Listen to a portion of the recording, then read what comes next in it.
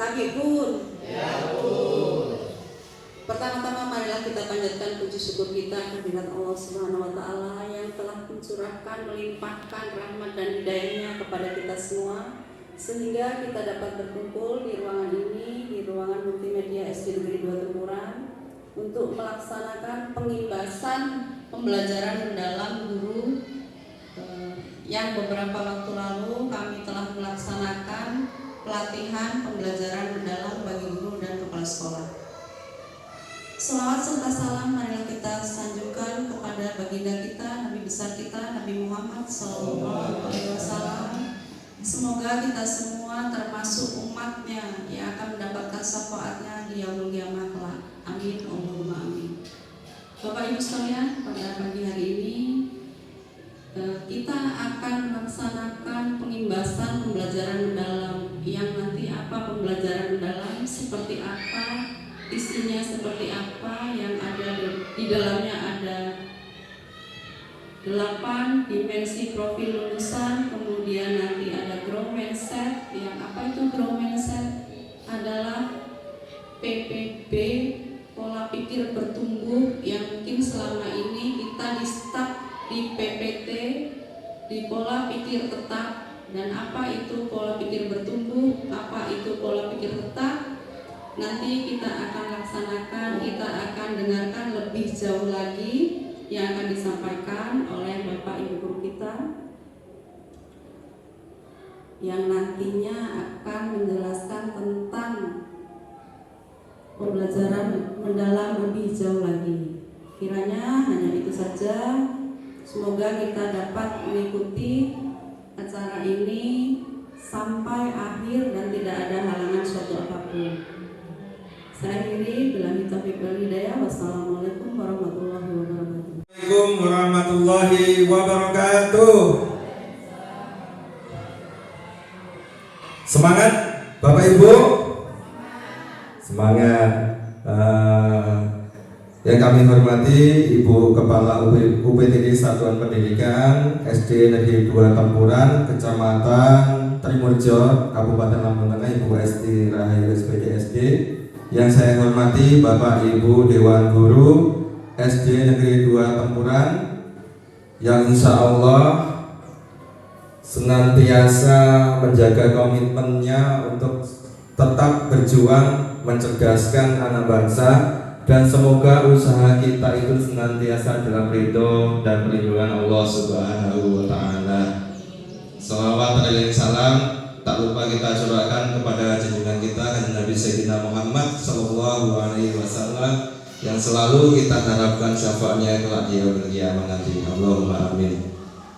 Bapak Ibu yang kami hormati, pertama kami mohon maaf apabila hari ini mengganggu waktu Bapak Ibu dalam mengajar dan belajar di kelas ya. Kemudian izinkan kami di sini untuk melakukan pengimbasan sebagai salah satu tugas yang diberikan kepada kami selaku peserta pembelajaran mendalam yang alhamdulillah telah terlaksana di Bandar Jaya beberapa minggu yang lalu, dan hari ini kami melakukan pengimbasan atau menyampaikan hasil yang wujudnya berupa praktik baik dan kolaborasi menyampaikan hasil dari pembelajaran kami. Bapak Ibu yang kami hormati, yang kami pelajari pada pelatihan pembelajaran mendalam di Bandar Jaya kemarin, yaitu mengenai pola pikir bertumbuh atau sekarang dikenal dengan istilah deep learning ya Bu.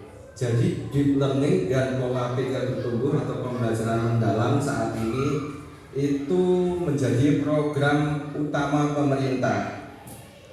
Nah, kurikulum kita sama, masih menggunakan kurikulum Merdeka, tetapi model pembelajaran atau pendekatannya saja yang disesuaikan dengan kebutuhan zaman. Karena kita tahu dalam kita mendidik sebagai guru kita harus memberikan pendidikan pembelajaran kepada murid itu harus sesuai kodrat zaman, ya. Jadi jangan paksakan zaman kita dahulu dengan kebutuhan murid di zaman sekarang. Nah, salah satunya dengan pembelajaran mendalam.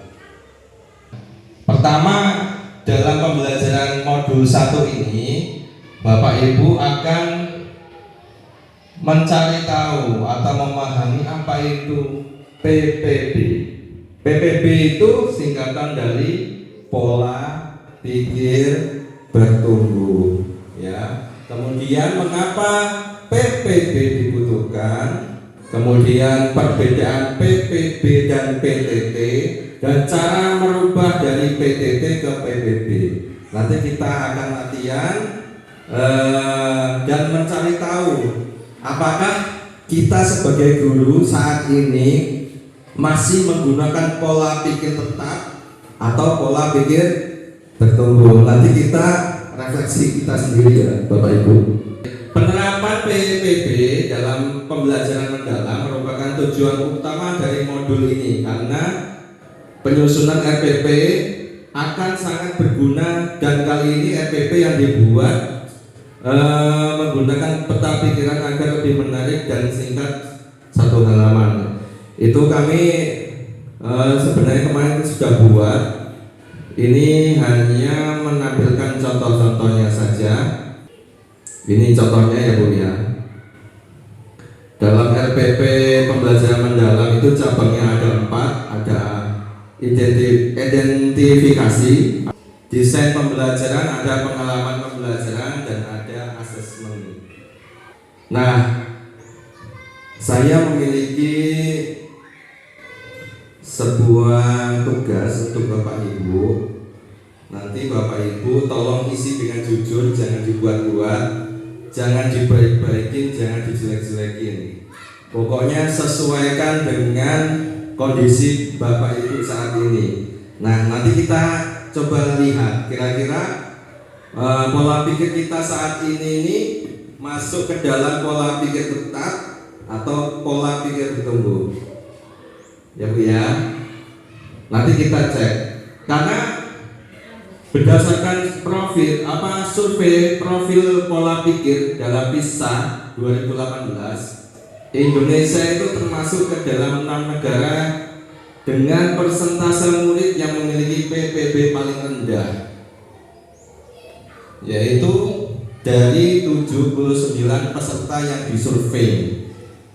2 dari 3 murid kita menjawab setuju dan sangat setuju pada pernyataan kecerdasan adalah sesuatu tentang diri Anda dan tidak bisa dirubah. Dan karena ternyata anak didik kita itu merasa kemampuannya itu tidak bisa dirubah.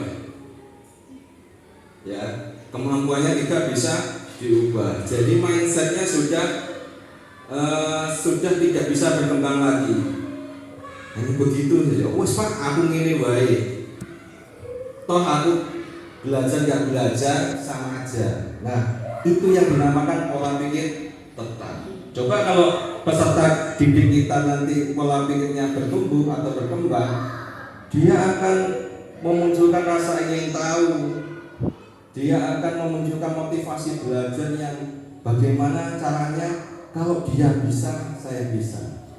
Nah, pola pikir tersebut menurut saya itu harus dicontohkan berawal dari guru. Kalau guru pola pikirnya sama, pola pikir tetap, insya Allah anak juga mengikuti gurunya pola pikirnya tetap. Tetapi kalau gurunya mau merubah ke pola pikir bertumbuh atau PPB tadi, maka muridnya juga akan terpengaruhi. Dan semoga anak-anak didik juga bisa melaksanakan pola pikir bertumbuh, motivasinya bertambah dan semakin percaya diri. Itu harapannya.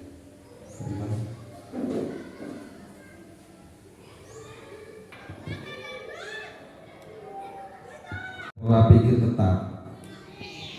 Nomor ganjil ya. Ganjil berarti berarti 1, 3, 5, 7, dan 9. Kemudian soal bernomor genap menunjukkan orientasi orang dengan pola pikir bertumbuh. Itu berarti nomor 2, 4, 6, 8, dan 10. Guru ya, ada yang bersedia? Atau saya tunjuk? Bu Endang, Ibu mohon maaf, mohon izin ya Bu ya. Kira-kira hasil penilaian Ibu tadi banyak yang ganjil setuju atau banyak yang genap setuju? Banyak yang genap setuju. Banyak yang genap setuju. Perbandingannya 2:5. Baik. Ternyata Bu Endang termasuk pola pikir bertumbuh, alhamdulillah. Bu Susi? Kalau saya hitung yang genap ini setuju saya ada 5 Pak. Terus yang ganjil ini saya setujunya ada 1 Pak. Ini kira-kira saya masuk mana ya Pak ya? Kalau presentasinya masuk ke dalam kategori pola pikir bertumbuh. Terima kasih Bu Wani. Kalau saya yang setuju ganjil 1, setuju genap 4. Terima kasih. Baik, terima kasih Bapak Ibu. Tepuk tangan kita semua. Bapak Ibu yang saya hormati, untuk pertanyaan ganjil tadi adalah sesuatu yang termasuk kategori pola pikir tetap. Coba, ada yang setuju, Mas Ian? Nah, kalau di bagian ganjil atau pola pikir tetap tadi masih ada Bapak Ibu. Nah, itu PR Bapak Ibu. Bagaimana caranya pola pikir tetap yang Bapak Ibu setujui tadi Bapak Ibu rubah ke dalam pola pikir bertumbuh. Saya yakin Bapak Ibu lebih paham dan lebih mengerti dibanding saya atau Bu Tiwi ya Bu ya. Nah, pola pikir bertumbuh ini penting untuk kita gunakan dalam kegiatan pembelajaran, karena sebagus apapun kurikulum dibuat, sebagus apapun buku dibuat, kalau orang yang menjadi model pembelajaran itu tidak yakin, insya Allah pembelajaran yang telah dirancang sedemikian rupa itu tidak akan berhasil. Karena syarat keberhasilan itu salah satunya yang pertama rencana, yang dua adalah keyakinan untuk memulai. Ya Bapak Ibu, kalau Bapak Ibu sudah tidak yakin bagaimana muridnya? Ya enggak? Nah, kita harus menggali keterbatasan kita dalam meyakini itu agar PR yang tadi itu, yang ada yang 1, ada yang 2 pola pikir tetap itu bisa kita rubah ke depannya. Insya Allah. Karena di Islam Allah itu tergantung prasangka hambanya. Kalau hambanya memprasangkakan baik, maka Allah juga akan baik. Kalau manusia memprasangkakan Allah itu buruk, maka Allah juga demikian. Itu ya Bapak Ibu. Kemudian bagaimana profil pola pikir dari sekolah atau kelas yang Bapak Ibu pimpin ya, atau Bapak Ibu bimbing? Untuk itu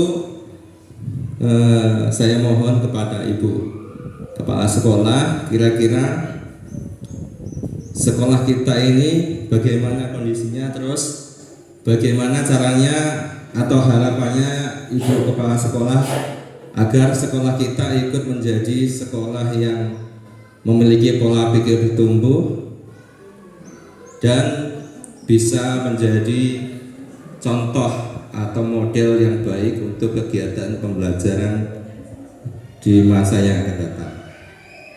Sesuai dengan visi misi SD Negeri 2 Temuran yang sudah diselaraskan kemarin dengan adanya pola pikir bertumbuh dan pola pikir tetap.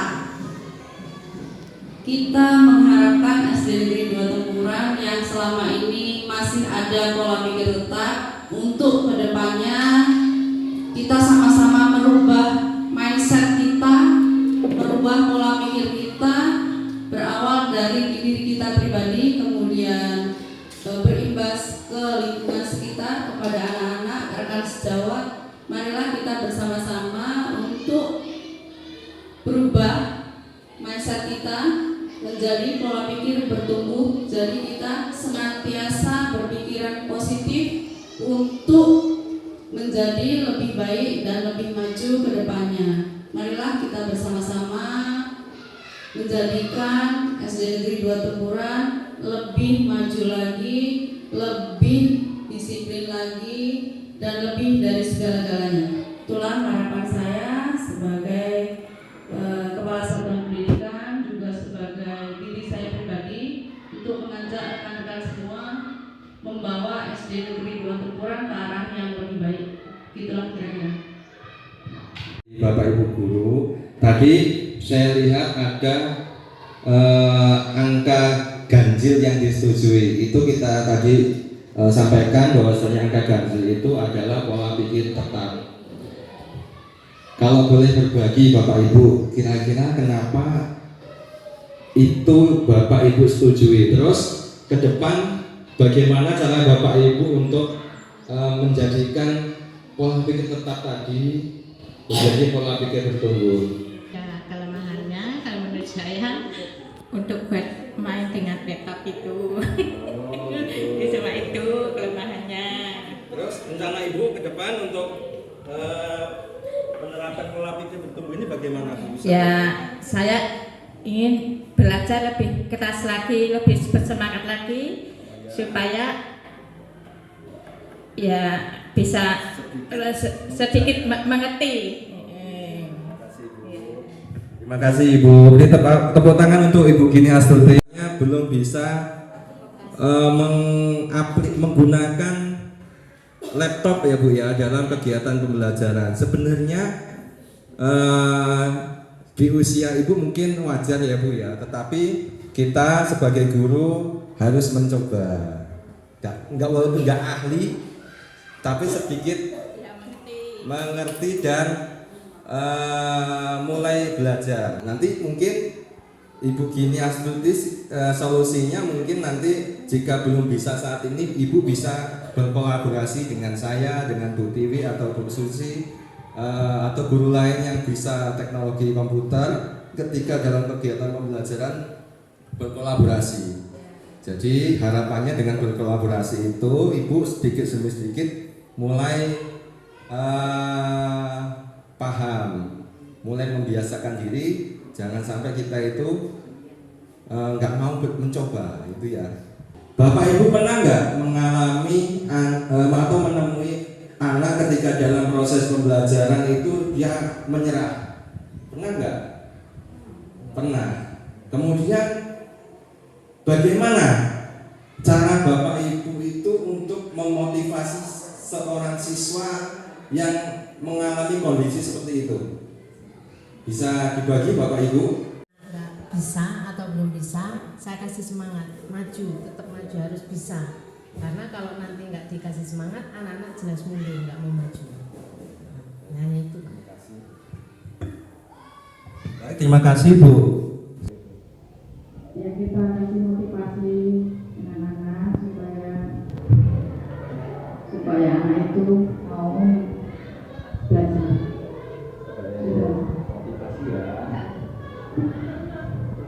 Baik, terima kasih. Kalau untuk saya sendiri yang sudah pernah istilahnya saya alami di kelas saya, di kelas 5 khususnya, ya, ini banyak sekali kalau istilahnya menemukan anak-anak yang pada saat menemui kesulitan dia menyerah, tidak mau mencoba lagi.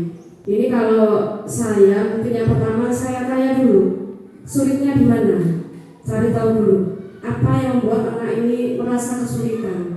Nah, setelah kita bisa menemukan kesulitan apa yang dia hadapi, kita bisa bimbing dia, karena ya dalam satu kelas itu memang anak-anak itu memiliki kemampuan yang berbeda-beda. Mungkin kita tanya dulu kesulitannya di mana, sulitnya di bagian apa. Nah, mungkin di bagian yang dia merasa sulit itu kita bisa bimbing dia pelan-pelan supaya dia bisa mengikuti apa yang kita ajarkan di situ. Kemudian kalau sudah kita bimbing dia, kita semangat, kita dorong, ayo, kamu pasti bisa. Setiap kesulitan itu pasti ada jalan keluarnya. Yang penting mau belajar. Mungkin seperti itu Pak kalau pengalaman saya. Terima kasih. Yang ketika Bu Susi, kurang lebih kalau Bu Wani sama Bu Endang hampir sama ya, yaitu apabila ibu mengalami atau menemui anak yang mengalami kesulitan, memberikan semangat, memberikan motivasi, itu bagus, luar biasa. Dan dengan cara itu kita memberikan motivasi, memberikan keyakinan. Nak kamu bisa, nak kamu bisa, nak kamu bisa. Jangan bilang tidak bisa. Kalau kita bilang kita tidak bisa, nah stop sampai situ. Artinya pola pikir kita nggak akan nambah. Tetapi ketika kita bilang saya belum bisa dan saya akan berusaha untuk bisa. Nah di situ masih ada kesempatan kita untuk merubah. Dan kita tidak menutup diri untuk merubah keadaan tersebut. Nah kemudian dari Bu Susi tadi hampir sama, cuman Bu Susi hal yang pertama dilakukan adalah memetakan kemampuan peserta didik, ya itu penting. Jadi Bapak Ibu, setelah Bapak Ibu melaksanakan kegiatan pembelajaran, ya untuk melanjut kegiatan pelajaran selanjutnya, ada baiknya Bapak Ibu itu memetakan kemampuan dasar peserta didik untuk mengikuti materi selanjutnya, agar ketika materi selanjutnya disampaikan, Bapak Ibu bisa menyesuaikan kondisi atau kemampuan siswa saat itu. Nah, setelah itu, setelah melakukan kegiatan pembelajaran, masih ditemukan yang hal-hal seperti itu. Nah, Bapak Ibu bisa bimbing, ya. Kemudian berikan pujian, berikan keyakinan. Bapak Ibu bisa memberikan apresiasi, ya Bapak Ibu, ya. Ya. Pujian dalam proses itu bisa apresiasi ucapan dengan bagus, pintar, walaupun 1 tambah 1 5, pintar, bagus ya, tapi besok perbaiki lagi. Nah kemudian dengan tindakan, dengan senyum, ya, terus dengan acungan jempol, kemudian dengan suasana yang ceria. Jadi anak-anak itu nanti akan merasa dirinya itu dihargai, dirinya itu diberikan kesempatan untuk mencoba. Nah biasanya yang di kita itu, saya pribadi, di aspek itulah yang masih kurang. Kadang-kadang kita terbawa kondisi psikologis kita dari rumah atau di jalan, kadang-kadang terbawa dalam kegiatan pelajaran. Nah itu manusiawi. Cuma besok kita intervensi, kita tekan bagaimana caranya hal-hal yang termasuk kategori PTT tadi kita bisa ubah ke dalam PPB atau apa itu Bapak Ibu, pola pikir bertumbuh. Terima kasih, ya, demikian tadi penyampaian tentang pola pikir bertumbuh yang terdapat pada modul 1. Mungkin itu dari saya. Selanjutnya akan disampaikan oleh Ibu Tiwi. Kepada Ibu Tiwi saya persilakan.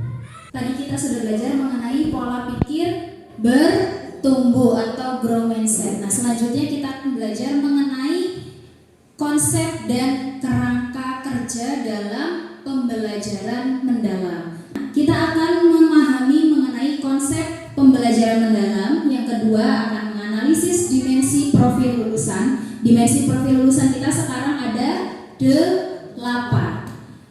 Kemudian selanjutnya kita akan mengidentifikasi mengenai prinsip dari pembelajaran mendalam. Kemudian mengidentifikasi pengalaman belajar mendalam. Dan yang terakhir adalah menganalisis kerangka pembelajaran mendalam. Yang tampil dari PowerPoint ada mengenai suasana schooling without learning atau murid bersekolah namun tidak belajar. Nah, sekarang kita itu kan sering nih melihat murid-murid kita sudah kita kasih materi, kita jelaskan sebentar saja langsung lupa, besok langsung lupa. Menurut Bapak Ibu, kalau Bapak Ibu menemui kondisi belajar yang seperti ini, apa yang akan Bapak Ibu guru lakukan? Boleh saya minta pendapatnya satu orang? Kalau melihat dari gambar 1 tersebut, suasana spirit without learning atau murid bersekolah atau tidak belajar. Nah, ini mungkin kita harus memaknai bahwa guru itu memang sangat penting kehadirannya dalam setiap pembelajaran. Artinya anak-anak itu harus kita dampingi, ya. Bagaimana pembelajaran itu bisa hidup, ya harus ada gurunya, ada pak gurunya di sana, ada yang mengarahkan mau seperti apa pembelajaran yang kita lakukan. Kemudian mungkin dalam pembelajaran itu kita bisa mencari cara-cara bagaimana supaya anak-anak itu bisa aktif, ya. Mungkin anak-anak bisa digerakkan untuk bekerja kelompok, atau kita gali pengetahuan anak-anak dengan pertanyaan-pertanyaan yang menantang. Mungkin seperti itu akan bisa menghidupkan pembelajaran, dan anak-anak mungkin bisa akan merasakan langsung belajar di situ, sehingga pengalaman belajar mereka itu akan lebih terasa dan mungkin akan lebih berbekas di anak-anak. Mungkin seperti itu, Bu. Terima kasih. Terima kasih Bu Susi atas anggapannya. Yang bisa kita garis bawahi adalah guru atau kita sebagai Bapak Ibu di dalam kelas itu harus bisa menghidupkan suasana pembelajaran di dalam kelas. Nah, bagaimana nantinya kita akan menghidupkan pembelajaran tersebut? Seperti kata Bu Susi tadi, dengan membentuk pembelajaran yang interaktif antara siswa dan gurunya, atau antara siswa dengan siswa yang lainnya. Jadi siswa itu tidak harus melulu diberikan materi tersebut, tapi kita juga harus menyelingi dengan pembelajaran yang interaktif supaya nantinya pembelajaran tersebut menyenangkan bagi siswa dan akan berdampak baik bagi kehidupan mereka. Nah, mengenai pembelajaran mendalam, kita dari tadi ngomongin pembelajaran mendalam. Sebenarnya apa sih pembelajaran mendalam itu? Bisa dilihat, pembelajaran mendalam merupakan pendekatan yang memuliakan dengan menekankan pada penciptaan suasana belajar dan proses pembelajaran yang berkesadaran, bermakna, dan menggembirakan melalui olah pikir, olah hati, olah rasa, dan olahraga secara holistik dan terpadu. Jadi berkesadaran, bermakna, dan menggembirakan itu merupakan prinsip dalam pembelajaran mendalam yang harus Bapak Ibu lakukan di dalam kelas supaya bisa menghidupkan suasana kelas. Caranya adalah dengan olah pikir, olah hati, olah rasa, dan olahraga. Apa sih itu semua? Nanti akan kita pelajari. Untuk berkesadaran, ini adalah siswa setelah kita nantinya menjelaskan sebuah materi, mereka akan sadar kalau materi itu penting dan akan menerapkan nilai-nilai dari pembelajaran yang kita lakukan di dalam kelas itu di kehidupan sehari-hari. Kemudian bermakna. Bermakna itu tadi berarti pembelajaran yang kita lakukan di dalam kelas itu nyantol di pikiran mereka, itu nyantol gitu Pak. Jadi di dalam kelas itu kita sebagai guru yang ditunggu-tunggu oleh peserta didik karena menyajikan pembelajaran yang sangat disukai, kemudian interaktif, dan bisa mengajak peserta didik untuk terlibat dalam pembelajaran sesuai dengan prinsip yang terakhir, menggembirakan. Jadi anak-anak itu selama proses pembelajaran jangan sampai mereka merasa jenuh. Kalau bisa harus menggembirakan. Melalui prinsip berkesadaran, bermakna, menggembirakan itu diharapkan akan menghasilkan profil lulusan yang sesuai dengan 8 dimensi lulusan. Ini ada kerangka kerja pembelajaran yang mendalam. Yang menjadi pusat adalah pembelajaran mendalam. Kemudian lingkaran kedua itu adalah dimensi profil lulusan. Kemudian selanjutnya adalah prinsip pembelajaran pembelajaran. Lingkaran yang selanjutnya itu adalah pemahaman belajar, dan lingkaran yang paling luar itu adalah kerangka pembelajarannya. Yang pertama atau dimensi profil yang akan kita capai itu ada 8. Yang pertama adalah keimanan dan ketakwaan terhadap Tuhan yang Maha Esa. Kemudian ada kewargaan, kemudian kreativitas, penalaran kritis, kolaboratif, kemandirian, kesehatan, dan komunikasi. Kalau keimanan ketakwaan terhadap Tuhan yang Maha Esa kita sudah tahu ya. Untuk anak-anak itu supaya dalam pembelajaran itu tidak hanya materi saja yang dia dapat, tapi juga motivasi diri untuk selalu mendekatkan diri kepada Tuhan yang Maha Esa sesuai dengan kepercayaan dan agamanya masing-masing. Selanjutnya adalah kewargaan. Kewargaan itu bisa timbul dari sikap mereka terhadap teman sebaya ataupun guru-gurunya di lingkungan sekolah. Apakah mereka bisa menaati peraturan? Apakah bisa menghormati guru dan temannya? Seperti itu. Kemudian di lingkaran selanjutnya ada prinsip pembelajaran yang tadi sudah saya jelaskan.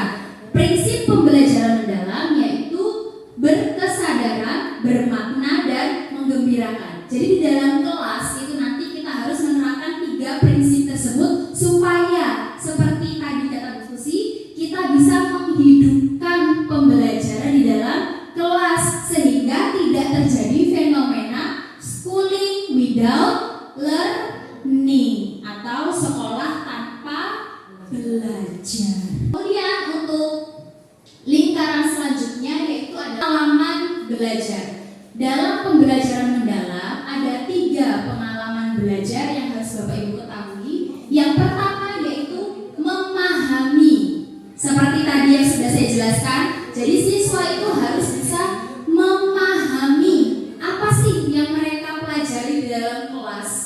Apa sih masalah yang mereka dapatkan atau temukan dalam proses pembelajaran. Setelah mereka memahami, mereka bisa mengaplikasikan pembelajaran di sekolah tadi yang sudah mereka lalui untuk diterapkan di kehidupannya nanti untuk memecahkan masalah yang mereka hadapi. Dan yang terakhir itu adalah merefleksi. Tadi kan sudah dipahami, diaplikasi, kemudian direfleksi. Refleksi ini maksudnya adalah penilaian. Gimana cara kita mengaplikasikan itu? Apakah sudah baikkah, sudah sesuaikah, atau belum? Kalau belum, apa yang harus kita lakukan?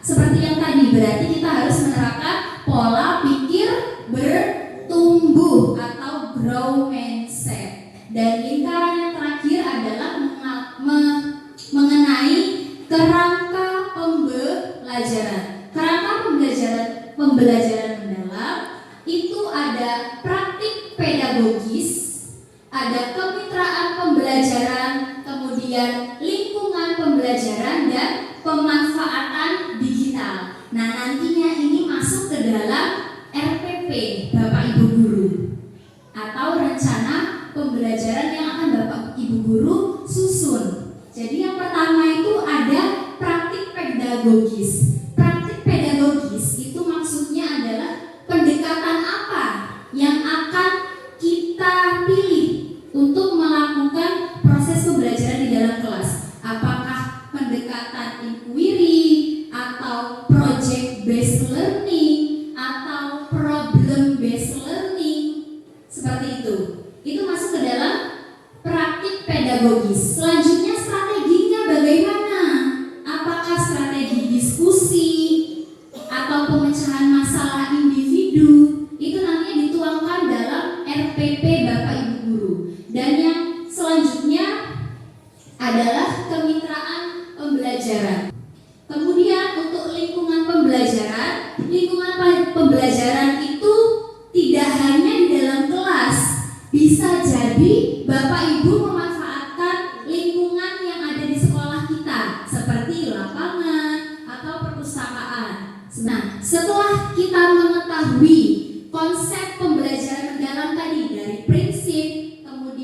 kerangka pembelajaran, kemudian pengalaman belajarnya, menurut Bapak Ibu, pembelajaran mendalam ini nantinya seperti apa? Sudah baguskah? Atau tepatkah pembelajaran mendalam ini diterapkan di dalam kelas? Mendalam, kalau bagi saya, kalau di dalam itu kayaknya belum begitu tahu anak-anak. Makanya kita harus belajar terlebih dahulu dari ibu atau bapak yang sudah mengikuti pelajaran mendalam. Kalau pembelajaran di dalam kelas itu, kalau menurut saya ya sudah bagus. Cuman kan kita kadang anak-anak kan bosen ya, pengennya di luar, belajar di luar gitu. Berarti kita sebagai gurunya itu harus belajar dulu supaya kita tahu secara mendalam apa sih yang dimau sama pembelajaran mendalam. Sedangkan untuk Ibu Endah, pembelajaran mendalam ini sudah bagus. Ya, memang pembelajaran mendalam ini sudah bagus kalau kita terapkan sesuai dengan prinsip, sesuai dengan pengalaman pembelajaran, dan sesuai dengan kerangka yang sudah kita susun dalam RPP yang kita buat. Maka sebelum pembelajaran, kalau bisa kita sebagai guru kan selama ini hanya ambil dari internet ya Bu RPP-nya. Nah, kalau bisa setelah ini nanti kita buat bareng-bareng RPP-nya sesuai dengan konsep pembelajaran mendalam atau deep learning. Ada contoh RPP atau rencana pelaksanaan pembelajaran dengan pendekatan deep learning. Untuk yang pertama adalah bagian identifikasi. Di bagian identifikasi itu kita akan menuliskan mengenai peserta didik, kemudian materi pembelajaran, dimensi, profil lulusan. Dalam bagian peserta didik, kita jelaskan gimana kemampuan awal peserta didik, analisis awal untuk pengetahuan peserta didik di dalam kelas kita itu seperti apa. Apakah sudah mengetahui tentang materi yang akan kita ajarkan atau belum. Kemudian dituliskan mengenai materi pelajaran yang akan kita sampaikan. Kalau di sini Pak Novi, contohnya adalah mengenal lingkungan sekitar. Kemudian lagi ada dimensi profil lulusan. Nah, tadi kan dimensi profil lulusan kita ada 8. Kita pilih minimal 3. Pilih minimal 3 yang akan kita tonjolkan atau menjadi fokus utama dalam proses pembelajaran kita. Kalau Pak Novi di sini pilihnya yang keimanan dan ketakwaan terhadap Tuhan Maha Esa, kemudian penalaran kritis dan kolaborasi. Kenapa Pak Novi pilihnya yang kolaborasi? Karena Pak Novi, lanjut Pak. Nantinya Pak Novi melakukan pembelajaran itu dengan metode dengan pendekatan PJBL atau Project Based Learning. Selanjutnya ada bagian desain pembelajaran. Nah, di bagian desain pembelajaran yang pertama harus dijelaskan adalah capaian pembelajaran yang akan kita ambil dari materi tersebut. Cukup satu saja untuk 1 kali pertemuan. Kemudian ini lintas disiplin ilmu. Lintas disiplin ilmu itu tadi yang sudah saya jelaskan, keterkaitan materi pembelajaran tersebut dengan mata pelajaran lainnya. Kalau yang ini tadi materinya mengenali lingkungan sekitar. Nah, keterkaitannya adalah dengan mata pelajaran PAI dan SBDP. Kalau untuk PAI ada berdoa sebelum dan sesudah. Kemudian untuk materi SBDP ada membuat karya seni sederhana untuk menggambarkan keberagaman budaya. Selanjutnya dituliskan juga tujuan pembelajaran. Jadi dari capaian pembelajaran tadi dipersempit lagi. Dipersempit ke tujuan pembelajarannya. Intinya kita itu mempelajari materi itu untuk pembelajaran. Selanjutnya ada topik pembelajaran. Topiknya berkaitan dengan judul tadi, judul materi yang akan kita ajarkan di dalam kelas. Dan selanjutnya ada praktik pedagogis. Ada metode, model, dan pendekatan. Karena di sini kita menggunakan deep learning atau pendekatan pembelajaran mendalam, maka di dalam praktik pedagogis juga kita tuliskan pendekatan yang kita gunakan adalah pendekatan deep learning dengan model pembelajaran PJBL atau Project Based Learning. Dengan metodenya nanti itu ada wawancara, diskusi kelompok, eksplorasi, dan penugasan. Seperti itu. Kemudian ini ada kemitraan pembelajaran, ada lingkungan pembelajaran seperti yang sudah saya jelaskan tadi. Kemudian pemanfaatan digital. Nah, pemanfaatan digital ini kita jelaskan apa saja yang akan kita gunakan untuk proses pembelajaran tersebut. Kalau kita menggunakan Canva, tulis kalau kita menggunakan Canva dalam bentuk apa? PowerPoint seperti ini tadi yang sebelumnya. PowerPoint seperti tadi itu didesain dari Canva atau dieditnya dari Canva, Bapak Ibu. Selanjutnya ada video pembelajaran dari YouTube. Kalau Bapak Ibu guru di dalam kelas mengambil video untuk ditayangkan di dalam kelas, berarti kita cantumkannya adalah video pembelajaran dari YouTube. Dan yang terakhir ada media sosial untuk berbagi hasil karya. Jadi nanti setelah anak-anak melakukan project atau menyelesaikan project tersebut akan ditampilkan atau disosialisasikan melalui sosial media yang mereka punya. Bisa melalui Facebook, Instagram, TikTok, ataupun YouTube, seperti itu. Kemudian media pembelajarannya juga harus ditulis. Medianya ada apa saja? Ada buku, LKPD, karton, dan spidol. Selanjutnya untuk langkah-langkah pembelajaran. Langkah-langkah pembelajaran di sini kita tuliskan sesuai dengan model dan pendekatan yang kita pilih sebelumnya di praktik pedagogis, Bapak Ibu guru. Jadi kalau kita memilih menggunakan pendekatan deep learning dengan model pembelajaran PJBL atau problem based learning, maka nantinya langkah-langkah kita itu harus sesuai dengan sintak yang tertuang dalam PJBL tersebut. Sesuai dengan sintak tersebut disisipkan dengan pembelajaran mendalam yang ada berkesedaran, bermakna, dan menggembirakan. Jadi prinsip-prinsip pembelajaran mendalam itu nantinya harus disisipkan dalam langkah-langkah pembelajaran yang Bapak Ibu jabarkan. Seperti itu. Kemudian untuk langkah terakhir sebagai penutup pembelajaran, maka guru bisa memberikan refleksi dari pembelajaran hari ini. Tanyakan kepada para siswa kita, apakah pembelajaran kita sudah menyenangkan?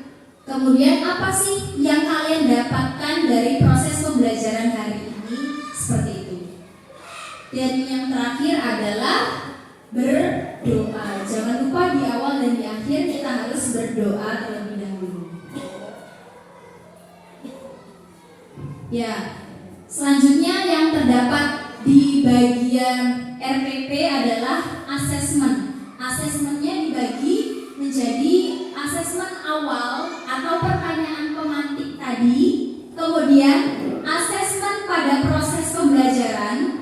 Pada proses itu bisa kita nilai sikapnya, kemudian kemampuan mereka menyatakan pendapat, dan lain-lain. Dan yang terakhir adalah asesmen di akhir pembelajaran atau asesmen sumatif. Kalau asesmen sumatif ini bentuknya berupa soal yang harus dipecahkan oleh siswa. Gunanya apa asesmen sumatif? Supaya kita mengukur tingkat pemahaman siswa terhadap materi yang sudah kita jelaskan sebelumnya.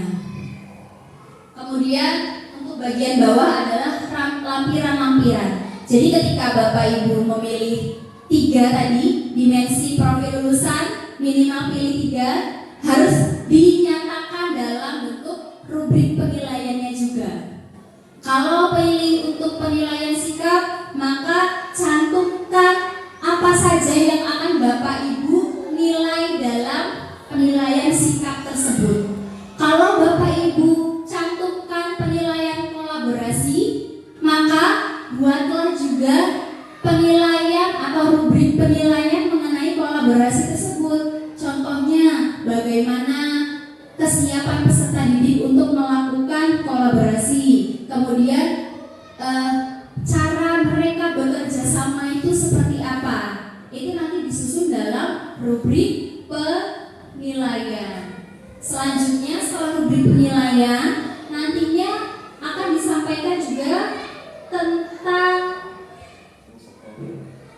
LKPD atau lembar kerja peserta didik. Nah, di sini Bapak Ibu tuliskan apa yang menjadi tugas siswa, dicantumkan di RPP Bapak Ibu. Seperti itu.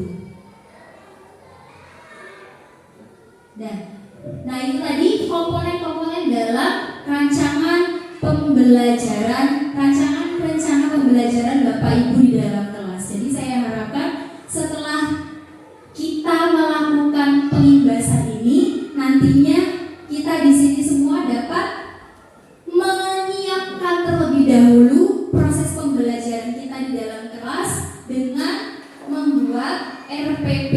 Seperti itu ya Bapak Ibu guru. Saya cukupkan pengimbasan pada hari ini. Terima kasih atas kesediaan Bapak Ibu guru di ruangan ini untuk berpartisipasi dalam pengimbasan yang dilakukan oleh Pak Novi dan saya.